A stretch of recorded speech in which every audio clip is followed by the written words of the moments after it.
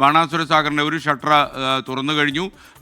കൂടുതൽ ഷട്ടറുകൾ ഉയർത്തും എന്നാണ് നമുക്ക് മനസ്സിലാക്കാൻ കഴിയുന്നത്. സുർജിത്ത് അയ്യപ്പത്ത് ബാണാസുരയുടെ തീരത്തുണ്ട്. സുർജിത്തെ, കൂടുതൽ വിവരങ്ങൾ എന്താണ്? ഇപ്പോൾ ഒഴുക്ക് കുറച്ചുകൂടി ശക്തിപ്പെട്ടിട്ടുണ്ടല്ലോ.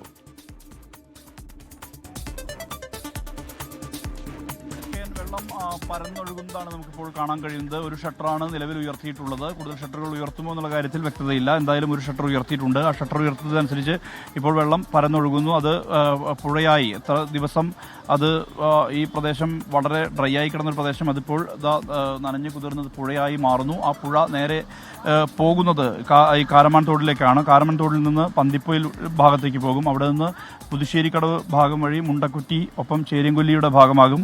അതിനുശേഷം ഇത് പനമരം പുഴയായി മാറും. പനമരം പുഴയിലേക്ക് ഈ വെള്ളം എത്തും.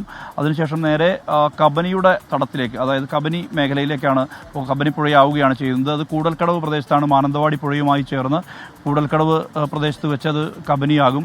കബനി നദി നേരെ ഒഴുകുന്നത് ബീച്ചനഹള്ളി അണക്കെട്ടിലേക്കാണ്. അത് കർണാടകയുടെ ഭാഗമായിട്ടുള്ള അണക്കെട്ടാണ്. എന്തായാലും ഈ പുഴ കടന്നു പോകുന്ന പ്രദേശങ്ങളിലുള്ളവർക്കെല്ലാം തന്നെ ജാഗ്രത നിർദ്ദേശം നൽകിയിട്ടുണ്ട്. അടിയന്തര ഘട്ടമുണ്ടായാൽ, അത്തരത്തിൽ എന്തെങ്കിലും ഒരു സാഹചര്യം ഉണ്ടായാൽ സ്വാഭാവികമായും ആളുകളെ മാറ്റി പാർപ്പിക്കുന്നത് അടക്കമുള്ള കാര്യങ്ങൾ, ദുരിതാശ്വാസ ക്യാമ്പുകളെല്ലാം തന്നെ തുറക്കാൻ സജ്ജമാണ് ജില്ലാ ഭരണകൂടം. അത്തരത്തിലുള്ള ഇടപെടൽ ഇന്നലെ തന്നെ നടത്തിയിട്ടുണ്ടെന്നുള്ളതാണ്. ഇന്നലെ രാത്രി മുതൽ തന്നെ മഴ ഇടവിട്ട് അതിൻ്റെ തോത് കുറഞ്ഞിട്ടുണ്ട്. ഇടവിട്ട് ചാറ്റൽ മഴയായി മാറുന്നൊരു സ്ഥിതിയാണുള്ളത്. അതുകൊണ്ട് തന്നെ വലിയ ആശ്വാസമുണ്ട്. പലയിടങ്ങളിലും വെള്ളക്കെട്ട് ഒഴിവായത് വലിയ ആശ്വാസമാണ്. എന്തായാലും ഇന്നലത്തെ അപേക്ഷിച്ച് ഇന്നലെ പകലൊക്കെ വലിയ മഴയായിരുന്നു ഉണ്ടായിരുന്നത്. പക്ഷേ രാത്രിയോടുകൂടി മഴയുടെ തോത് കുറഞ്ഞു.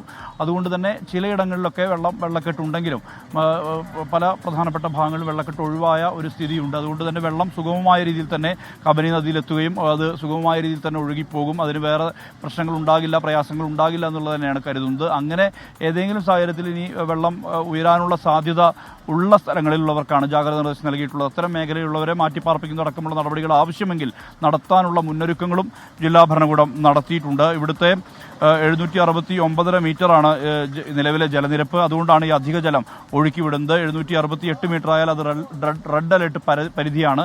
KSEBിയുടെ നിയന്ത്രണത്തിലാണ് ഈ അണക്കെട്ടുള്ളത്.